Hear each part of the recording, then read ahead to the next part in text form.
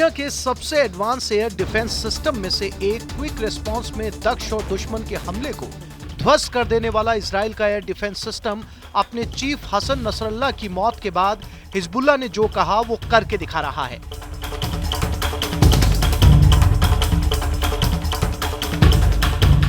Nasrallah की मौत से इजराइल के खिलाफ हमले बंद नहीं होंगे। हिजबुल्लाह ने इजराइल पर अब तक का सबसे बड़ा नहीं बल्कि सबसे खतरनाक हमला किया है। इतना खतरनाक कि जिससे प्रधानमंत्री बेंजामिन नेतन्याहू की जान भी जा सकती थी। कैसे हो गया नेतन्याहू के घर पर हमला? क्यों नहीं पकड़ में आया 70 किलोमीटर दूर से उड़कर आता ड्रोन? नेतन्याहू की सुरक्षा में चूक का जिम्मेदार कौन?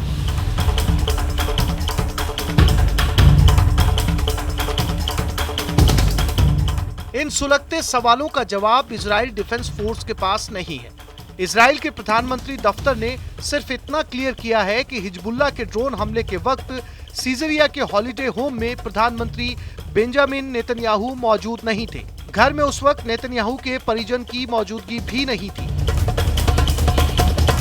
Prime Minister, how is it going?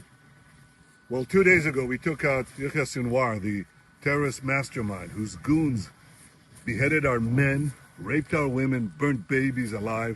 We took him out, and we're continuing our battle with Iran's other terrorist proxies. We're going to win this war.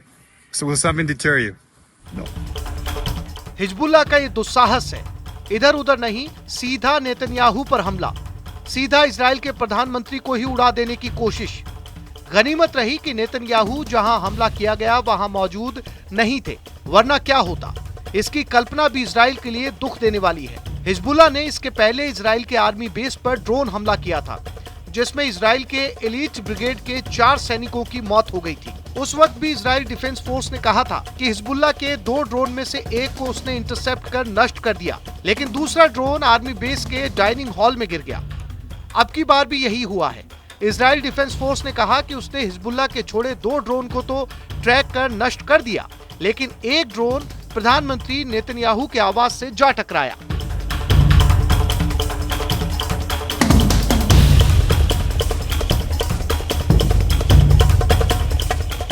IDF का कहना है कि सुबह हाइफा क्षेत्र में बजने वाले वार्निंग सायरन लेबनान से दागे गए रॉकेट से बज उठे थे। जो जानकारी सामने निकल कर आ रही है उससे पता चला है कि ड्रोन सीधे अपने लक्ष्य को हिट करने में सक्षम था। इजरायली सुरक्षा बलों ने स्वीकार किया कि ड्रोन ने उसका एयर डिफेंस सिस्टम हमले को रोकने में विफल रहा, जिसकी वजह से यह हमला हुआ। सुरक्षा बलों ने इसे बड़ी सुरक्षा चूक माना है, क्योंकि एक ड्रोन हाइफा के बाहरी इलाके में इसकी तलाश कर रहे सैन्य हेलीकॉप्टर के ठीक बगल में उड़ रहा था।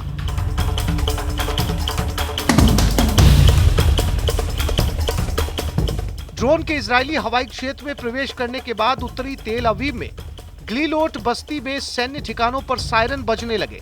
इजरायली सेना भी मान रही है कि इमारत पर हमला करने से पहले ड्रोन 1 घंटे तक ऊपर मंडराता रहा। इजरायली सेना ने ड्रोन हमले की जांच शुरू कर दी है। हिजबुल्लाह हो या हमास, तबाही और बर्बादी के बावजूद इजराइल के खिलाफ हमले कर रहे हैं। हिजबुल्लाह के हमले और तेज हो गए हैं।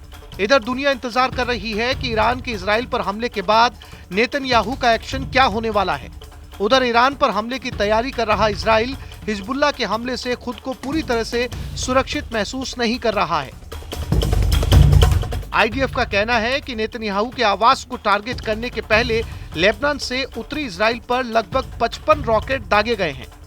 सेना ने कहा कि कुछ रॉकेट्स को रोक लिया गया है, जबकि कई खुले इलाके में गिरे हैं। रिपोर्ट्स के मुताबिक हाइफा शहर के नजदीक 2 लोग घायल हुए हैं।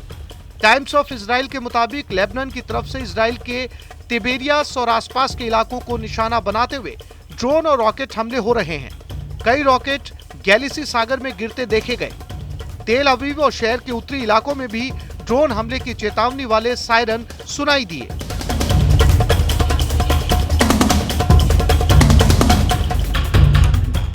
इजराइल के सामने क्लियर है, इतने सारे हथियारों के साथ हिजबुल्लाह अब जंग के मैदान में है तो उसका नुकसान इजराइल को उठाना पड़ सकता है। लेकिन इजराइल का अब तक का मानना रहा है कि उसका एयर डिफेंस सिस्टम किसी भी तरह के हमले को रोकने में कामयाब है, जैसा कि ईरान के हमले के दौरान भी दिखा कि ईरान ने करीब 180 मिसाइलें इजराइल के खिलाफ दागी, लेकिन उनमें से ज्यादातर को इजराइल ने नष्ट कर दिया। लेकिन अब सीन बदलता दिख रहा है। हिजबुल्लाह के रॉकेट या मिसाइल को इजराइल का एयर डिफेंस सिस्टम रोकने में भले ही सफल हो रहा हो, लेकिन ड्रोन हमले को रोकने में बार बार नाकाम हो रहा है। युद्ध की शुरुआत से ही इजराइल को यूएवी के खतरे का सामना करना पड़ रहा है। नेतन्याहू के घर पर हमले के पहले जिस बिन्यामिन मिलिट्री बेस पर हिजबुल्लाह ने हमला किया था, वो लेबनान की सीमा से सिर्फ 65 किलोमीटर दूर है। आईडीएफ की जांच रिपोर्ट के मुताबिक लेबनान ने लॉन्च किए गए 2 ड्रोन समुद्र के रास्ते से इजरायली क्षेत्र में घुसे थे। ये दोनों मिरसाट ड्रोन थे, जिन्हें ईरान में अबाबील टी के नाम से जाना जाता है। सबसे बड़ी बात यह है कि ड्रोन इजराइल के एयर डिफेंस सिस्टम को चकमा देने में सफल रहा। इजरायली वायुसेना के विमानों और हेलीकॉप्टर ने दूसरे ड्रोन का पीछा किया, लेकिन ये रडार से गायब हो गया। इजरायली सेना इसका पता नहीं लगा सकी, क्योंकि शायद जमीन के बहुत करीब उड़ रहा था।